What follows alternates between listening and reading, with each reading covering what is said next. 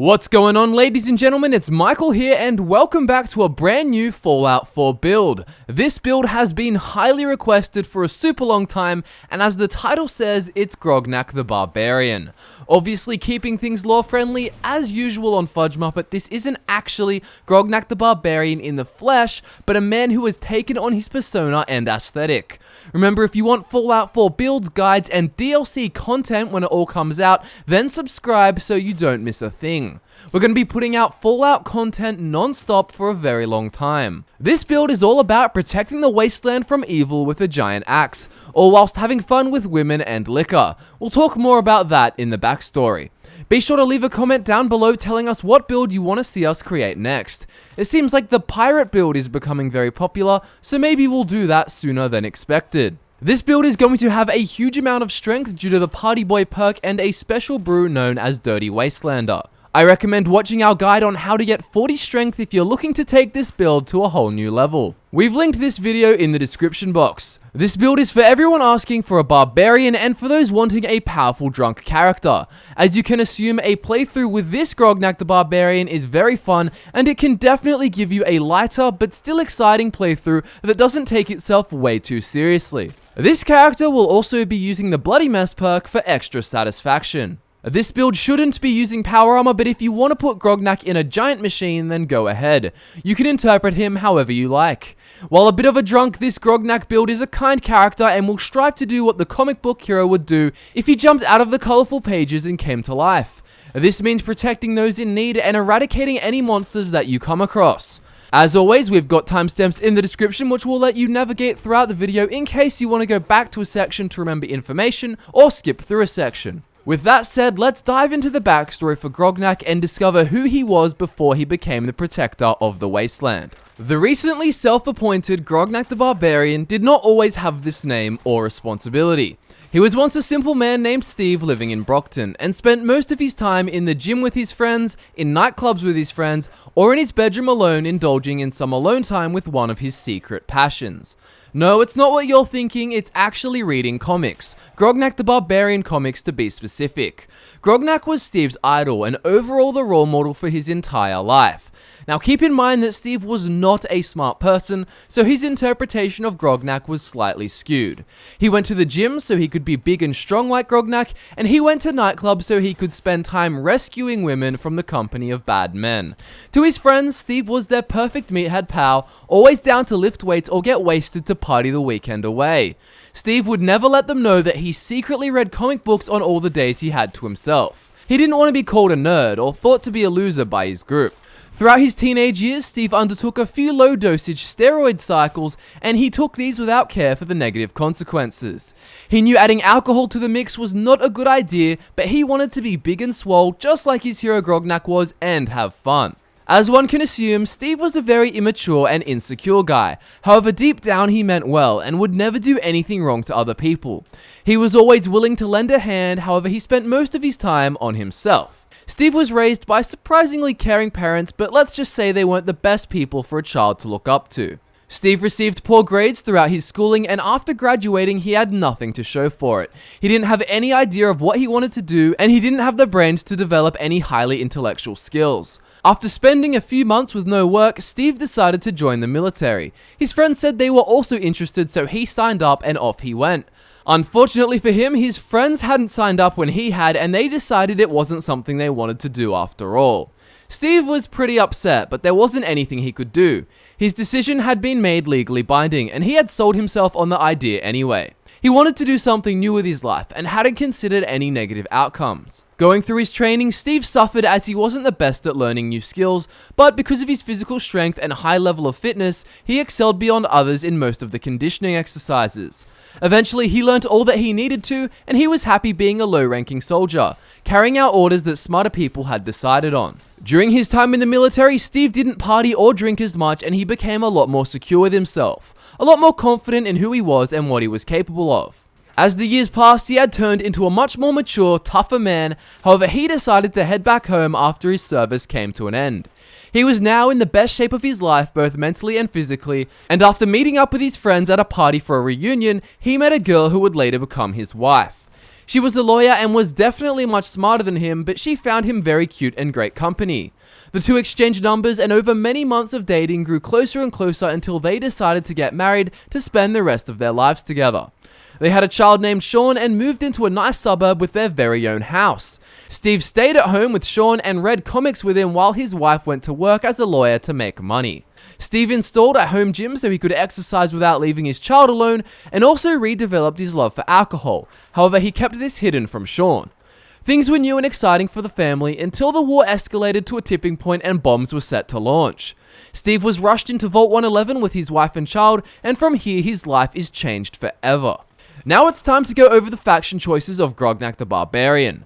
We're keeping big quest and faction storylines very vague, however if you still haven't played through Fallout and you don't want to know what factions are in the game, then skip through this section using the timestamps in the description. Heading out of the vault and into the wasteland, Steve will be upset by what has happened and will go wandering aimlessly around the wasteland, killing raiders and drinking booze as he descends into a negative state of risk-taking and violence. He learns about the issues in the wasteland and is slightly calmed by the opportunity to help out Preston for a while. After this, however, Steve heads out into the Commonwealth and comes across the combat zone where he meets Kate and decides to travel with her. He misses female company, so he's definitely happy to have her around. Steve continues exploring with Kate, getting to know her better until he eventually comes across Hubris Comics. It is here that things start changing. He discovers Grognak's axe and Kate is able to lockpick the case open so that he can get it. With his passion for Grognak the Barbarian revived, Steve fights his way to the top of the building where he then discovers the Grognak costume and a completely new motivation for life. Putting on the outfit and wielding the axe, Steve assumes the identity of Grognak the Barbarian and is reminded of the qualities he once looked up to in his comic book hero. From here on, Steve becomes Grognak and decides to devote himself to protecting the wasteland from evil, even if that requires some heavy assistance from his favorite bottled friends. Alcohol will be regularly consumed by Grognak and he will definitely not mind having Kate stick around. That said, he can get rid of her if he decides she doesn't appreciate the Minutemen's cause enough. Grognak the Barbarian will help the Minutemen and he doesn't care at all about the other factions. He's not deep enough to understand their motives and he wants to look out for the simple people that are most similar to himself and his pre-war friends and family. He will also eventually get to be the general of his own army as he progresses throughout the Minutemen ranks, making him feel like a true hero, respected for being who he always wanted to, Grognak the Barbarian. He will act like Grognak as much as he can, however his own personality will be infused into the comic book character, and by personality I mean alcohol and plenty of flirting. Be sure to flirt as much as you can. Running blind drunk into the wasteland, Grognak the Barbarian will come swinging in with 10 strength, 1 perception, 4 endurance, 7 charisma, 1 intelligence, 1 agility, and 4 luck. He's going to get the special book in Sanctuary, using it on luck to make it 5, and this will give you access to the Idiot Savant perk. This is basically necessary if you want to enjoy a 1 intelligence character without getting frustrated by the leveling. You'll also want to get all the special bobbleheads except for the intelligence one, as this will diminish the effectiveness of Idiot Savant.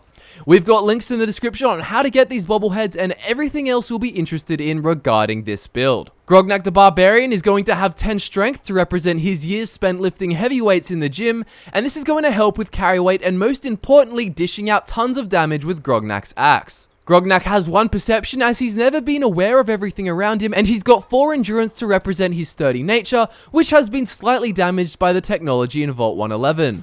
7 charisma represents Grognak's confidence and charm, and this will help him with buying and selling prices, persuasion, and of course, flirting success.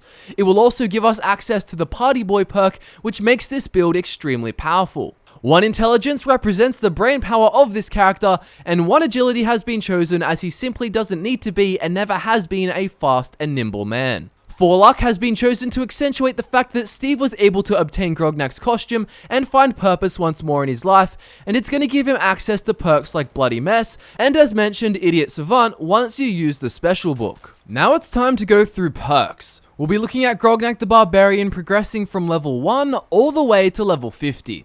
Remember, if you want to change anything, you can, however, we recommend following this for an efficient, enjoyable playthrough. So starting off, we're going straight into the Idiot Savant perk after we use the special book in Sanctuary on luck.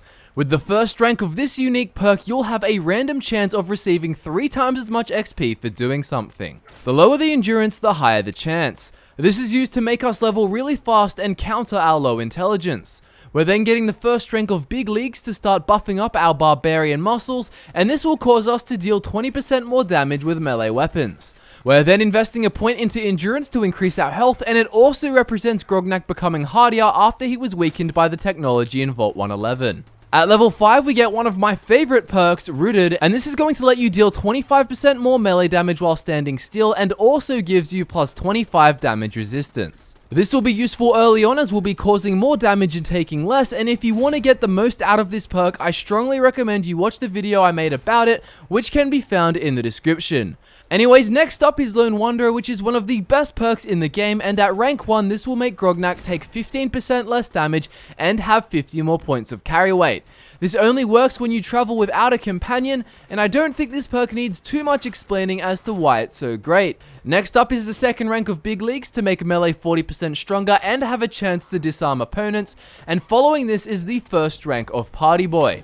At rank 1, Grognak the Barbarian cannot be addicted to alcohol. This is definitely a necessary thing to have for this build, but as you know, this perk doesn't reach a high level of power until its next rank. Finally, at level 9 and 10, we're getting a double dose of the Bloody Mess perk, and now Grognak will cause an additional 10% more damage, and he'll occasionally slash enemies into a gory paste. Moving on to level 11, we cash in on the second rank of one of the most foundational perks of this build, Idiot Savant. Now you'll have a chance to receive 5 times as much XP for doing something, and when this occurs, it gives you a massive boost to your leveling progress. Following this is 2 more points of endurance over level 12 and 13, and this is going to make Grognak much tougher, as you'd expect him to be. Speaking of toughness, toughness is the next perk choice for Grognak the Barbarian, and to begin with, it's going to give him plus 10 to his damage resistance. He's then going to capitalize on Party Boy 2, and this is the sensational rank that doubles the effects of alcohol. Now that whiskey which gave you plus 2 strength will give you plus 4 strength, and the infamous Dirty Wastelander concoction will give you plus 6. This is extremely potent stuff, and it's going to take your melee damage to a whole new place. Next, we're going with Big Leagues 3 to take melee damage even further, giving you 60% more damage to be exact, while also granting you a better chance of disarming your target. As we continue to become the most powerful barbarian to ever grace the earth, Grognak is now going to get the second rank of Lone Wanderer. With this rank, carry weight will be increased by 100, and most importantly, Grognak will take a ridiculous 30% less damage. Remember, for this to work, you'll need to be alone. He will then get 2 ranks of toughness over levels 18 and 19, giving him an extra plus 30 damage resistance, and then at level 20, he gets Suave with the Lady Killer perk. With this rank, Grognak will cause 5% more damage against women in combat, but most notably, he will also be able to persuade them more easily in dialogue. This represents Grognak's confident and heroic nature. At level 21, it's time to start diving deep with the Aqua Boy perk, and we're only going to be getting the first rank. This is going to stop you from taking radiation damage while swimming, and also allow you to breathe underwater. We wanted this perk as we believe Grognak the Barbarian should be able to tough it out when thrown into undesirable circumstances. If a mighty hero can be defeated by some water, he's not a hero at all. Next up is the second rank of Rooted, and now while standing still, you'll have plus 50 damage resistance and deal 50% more melee damage. Lady Killer makes a return at levels 23 and 24, and with this perk now maxed, Grognak will find women easier to persuade than ever before, and he'll deal 15% more damage against them in combat. Finally, it's time to start investing in the Armorer perk, and now Grognak can start improving his leather pieces to have better resistances and beneficial modifications. Armorer is chosen again at level 26 for the same reason. At level 27, he invests in the 4th rank of Big Leagues, and this will give him 80% more melee damage and also allow him to hit multiple enemies in one big slash. This is very useful for conserving more action points and also, of course, for killing more enemies faster. Now that you have a very solid foundation in damage and resistance, it's time to buff yourself up with a bad habit. No, I'm not talking about more alcohol, I'm talking about some chems. A bit of buff out to make you a bit brawnier. Chem Resistant will be chosen over levels 28 and 29, and next Grognak puts his brain through some serious strain and acquires the 3rd rank of Armorer. We're then getting Toughness 4, which will give us plus 40 damage resistance, and then we're getting the 3rd rank of Bloody Mess to cause 15% more damage. As you can see, this build has a lot of damage enhancers, and this continues even further in the gear section, so get excited. At levels 33 and 34, we're investing in endurance, and now you want to get the endurance bobblehead, which will make your endurance 10. We're then double dipping in adamantium skeleton as we start encountering stronger enemies and explosive turrets, and with 2 ranks, Grognak's limbs will take 60% less damage. We're then getting the 3rd rank of Party Boy, and this is going to add a new element to Grognak's playstyle. What it does is increase your luck by 3 when you're under the influence of alcohol, and this is going to allow you to fill up your critical meter quickly if you want to use VATS. I'll explain why VATS can still work with low agility in the gear section when I talk about Grognak's axe and its special effect. Now, the way this perk rank and playstyle bonus becomes truly powerful is through a bug in the game. Basically, you can drink different types of alcohol and you'll get plus 3 luck for each.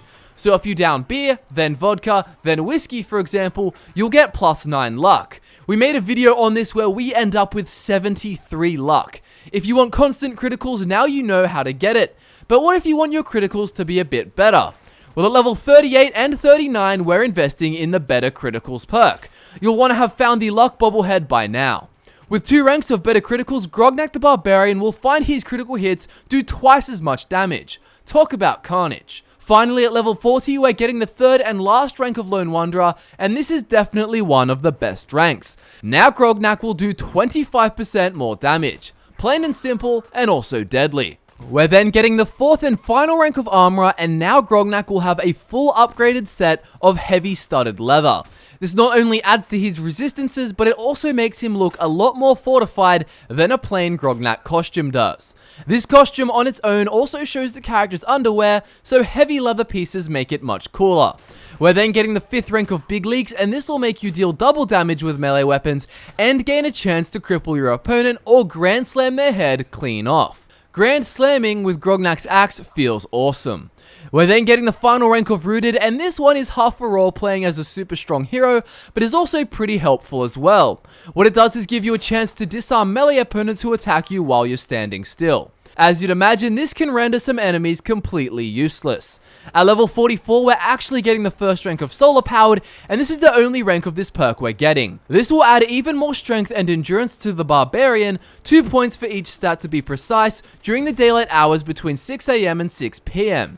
This will help with staying alive and killing foes at higher levels, and will also increase your carry weight more if you feel like doing some serious looting. Following this, we're getting the last rank of Adamantium Skeleton to take no limb damage, and then we're getting the final rank of Toughness to have an additional plus 50 damage resistance.